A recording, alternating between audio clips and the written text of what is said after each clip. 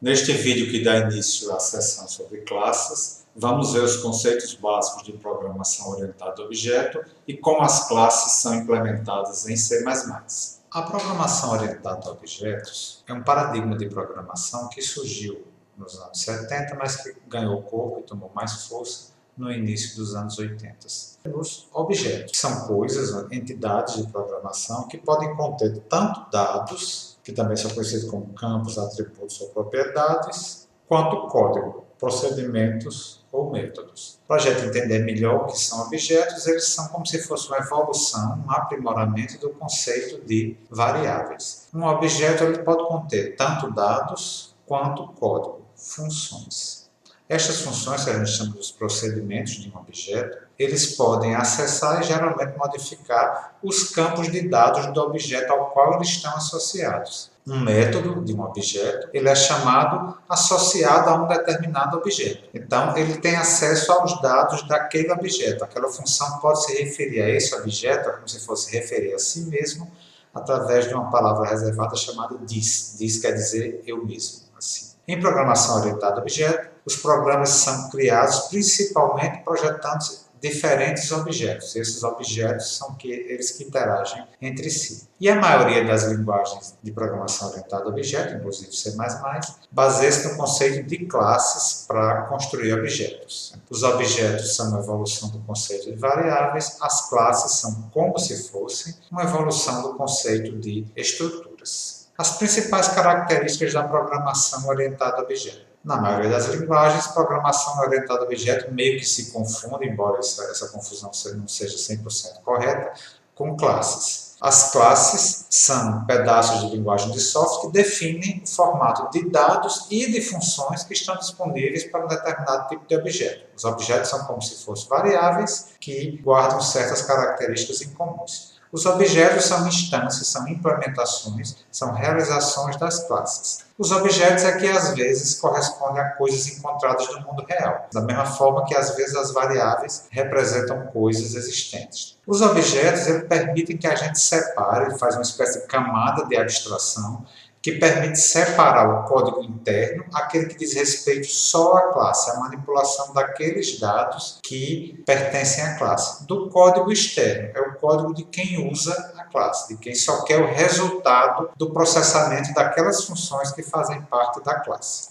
Quando a gente trabalha com classe, passa a existir esse conceito que é o objeto sobre o qual a função membro atua. Isso só existe nas funções membro. Nas funções normais que a gente viu em C, você tem os parâmetros de entrada e os parâmetros de saída. Aqui você tem o objeto em cima do qual ela está atuando. Pode ser visto dentro do escopo de uma função membro como um dado, entre aspas, global, que está compartilhado entre todas as funções membros da mesma classe quando atuarem no mesmo objeto. Então, se um objeto tem duas funções, função 1 e função 2, e você, num pedaço do programa, primeiro chamar a função 1 em cima do objeto, e mais lá na frente chamar a função 2 em cima do mesmo objeto, você pode ver os dados que pertencem àquele objeto como se fossem globais, tanto a função 1 quanto a função 2. Essa existência dos objetos permite construir alguns dos conceitos, algumas das características da programação orientada a objeto, que fez com que ela fosse adotada como um paradigma para desenvolver bons programas. O primeiro deles é o encapsulamento, que é um conceito de unir os dados e as funções que são interrelacionadas, tais dados com tais funções, essas funções manipulam esses dados, os dados geram resultados para essas funções. Eles são interligados. Então você mantém os dois encapsulados dentro de um mesmo objeto, protegidos contra interferências externas e uso indevido. Esta característica do encapsulamento permite a chamada ocultação do dado. O que é que isso faz? Protege as outras partes do programa de modificações na estrutura interna do objeto. As funções do objeto fazem uma série de processamentos internos utilizando os dados e a comunicação do objeto com o mundo externo ao objeto se faz através de algumas funções que a gente chama de funções de interface. Se você mantiver essa interface estável, ou seja, não mudar a interface, mas você pode fazer alterações profundas, por exemplo, nos dados internos do objeto, sem que isso tenha nenhum impacto nas outras partes do programa que utilizam este objeto. Então, é chamada ocultação de dados. você só deixa visível para quem for usar esse objeto apenas as interfaces estáveis. O processamento interno, a parte que é mais provável que você venha fazer modificações no futuro, você deixa tudo isso encapsulado dentro do objeto e oculta esses dados do usuário. Outra característica interessante que a PO permite é a construção incremental de objetos. Objetos maiores são construídos baseando-se em objetos menores que já existem. Esta construção incremental é feita de duas grandes formas, que a gente vai estudar mais lá na frente. A primeira delas é a composição. A composição é muito parecida com o que a gente já viu na struct. Um struct complexo é composta de dois elementos do tipo double. Então, os objetos podem conter no seu campo de dados objetos de um tipo já existente. A outra forma que a gente vai ver é a questão de herança.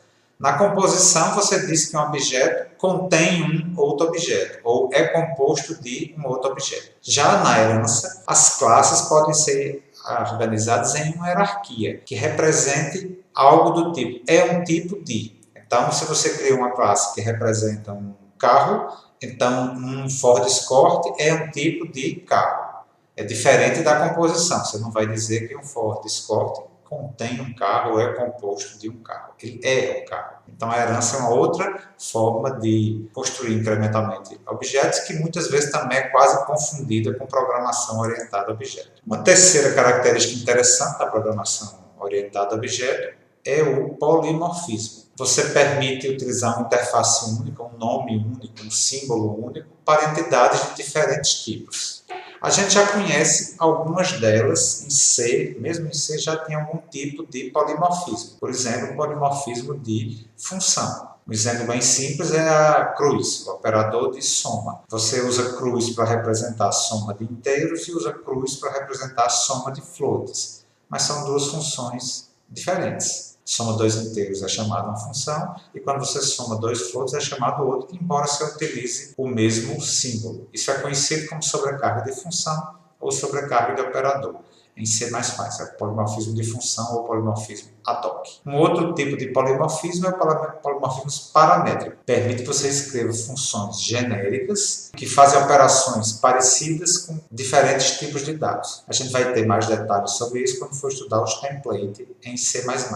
O polimorfismo por subtipagem, o polimorfismo de objeto, permite que uma função seja escrita para receber como parâmetro objeto um determinado tipo, T, mas que ela também funciona corretamente se receber um objeto de um tipo S, sendo que S herda de T. Isso normalmente já é possível só por herança, só que no caso desse tipo de polimorfismo, apesar do parâmetro de entrada ser um objeto do tipo T, o que vai ser executado é a função do objeto tipo S. Nós vamos ver isso com mais detalhes quando a gente vir a noção de métodos virtuais e classes abstratas. As classes C++ são uma evolução do conceito de struct que existia em C. Na classe, a gente tem os dados membros, que são similares aos existentes na struct. Só que você passa a ter um outro tipo de membro, que são as funções membro, que na literatura de programação orientada a objeto normalmente são referidos como método. Esses dois tipos de membros, os dados e as funções,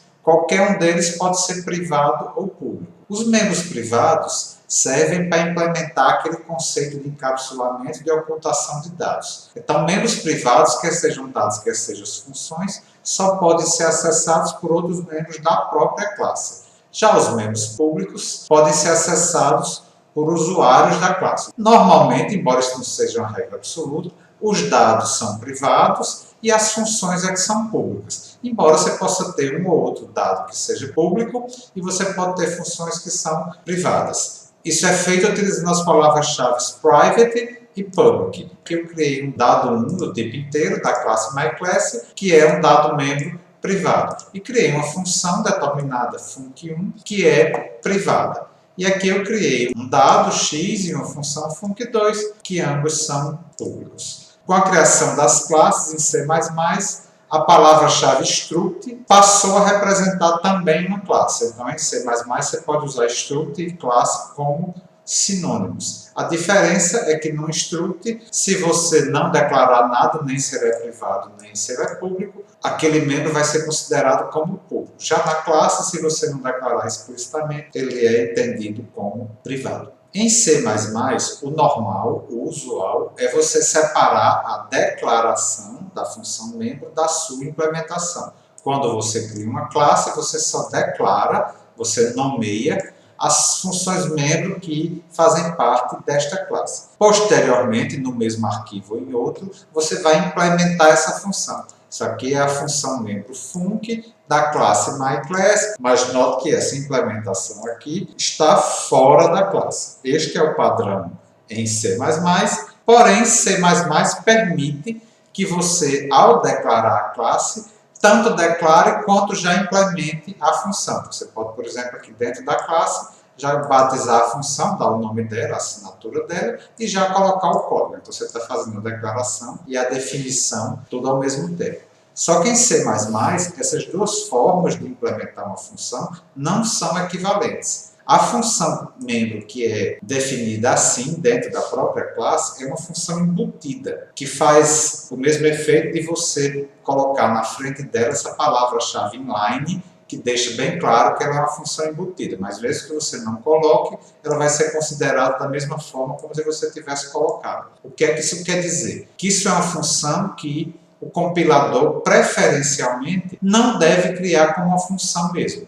Então, ela não vai ter lá o seu escopo próprio. Uma função embutida, na realidade, cada vez que ela for chamada no código, em outros locais, não vai ser chamada exatamente uma função. O código da implementação dela vai ser substituído no local onde ocorreria a chamada da função. Então, se essa função aqui for chamada 20 vezes no seu código, então esta implementação aqui vai ser repetida 20 vezes. Em cada local onde ela for chamada, você repete o código da implementação. Diferente de uma função declarada externamente. Isso aqui a função vai ter um código implementado uma vez, sempre que eu chamar, ocorre a troca de escopo, eu vou para o escopo dessa função, executo, depois retorno para o programa principal. Quando é que é útil você declarar funções embutidas? Especialmente para funções simples e pequenas, funções de 1 a 2 linhas de código. Porque neste caso, você substituir a chamada da função pelo código da função não traz nenhum prejuízo, porque o código é muito pequenininho, e evita o custo adicional de fazer a mudança de contexto. Já se a função for mais complexa, tiver mais linhas de código, criar variáveis locais, não é uma boa técnica você fazer ela como embutida, porque pode tornar o seu programa excessivamente grande. Quando a gente trabalha com métodos de classe, com funções membros, a gente tem um mecanismo adicional de comunicação entre os membros e o escopo fora da função. Existem os dois que a gente já conhece que funcionam tanto nas funções normais como nas funções membro. Nós temos os parâmetros de entrada e o parâmetro de retorno, que são os métodos tradicionais de comunicação das funções. Quando a gente está trabalhando com funções membro, entretanto, surge um terceiro espaço de comunicação, que é o objeto sobre o qual a função membro atua. Lembrar sempre, métodos são partes internas de uma classe. Então, do mesmo jeito que um dado de uma estrutura só pode ser chamado em cima de uma variável do tipo daquela estrutura, uma função membro, um método, também só pode ser chamado em cima de um objeto daquela classe. Os dados deste objeto estão disponíveis para a função membro. Eles fazem parte do escopo da função membro. Podem ser vistos como um dado que é compartilhado entre todas as funções membros daquele mesmo objeto. Se eu tenho um objeto chamado x, cada vez que eu chamar x ponto alguma coisa, onde esse alguma coisa seja uma função, todas essas funções compartilham, têm acesso aos dados do objeto x. Para exemplificar esse terceiro mecanismo de comunicação, que só existe nas funções membro, tomemos um exemplo de uma classe que tem um dado privado, um inteiro, que eu denominei esse membro de k. E eu criei duas funções membro dessa classe. A primeira, func1, recebe um parâmetro inteiro e atribui ao membro k o valor de p mais 1. E a segunda função não recebe nenhum parâmetro e retorna o valor de k. Se no meu programa principal eu criar duas variáveis da classe MYC, chamadas x e y, e para o objeto y eu simplesmente chamar func2, o membro k desse objeto não foi inicializado, então a função func2 vai imprimir lixo. Já se eu, no objeto x, inicialmente chamar a função func1, então o k vai receber o parâmetro 7 mais 1, 8. Em seguida, eu chamei x.func2, vai ser impresso 8. Então, se a gente analisar, houve algum tipo de comunicação entre func1 e func2, mas essa comunicação nem foi por parâmetros, nem foi por um return. É através desse terceiro mecanismo, porque func1 e func2 foram chamadas em cima do mesmo objeto x, então elas compartilham, elas têm acesso aos dados membros do objeto x, no caso o membro k, que foi setado em uma função e utilizado em outra. Em toda função membro de uma classe está definido um ponteiro, cujo nome é dis, constante, não pode ser alterado, que é uma espécie de parâmetro implícito desta função. Este ponteiro aponta, ou seja, ele contém o endereço do objeto sobre o qual a função membro atua. Vamos ver isso em um exemplo. Eu criei essa classe mais C, cada objeto dessa classe tem um membro, K, do tipo inteiro, e eu criei uma única função pública para essa classe, uma função chamada print,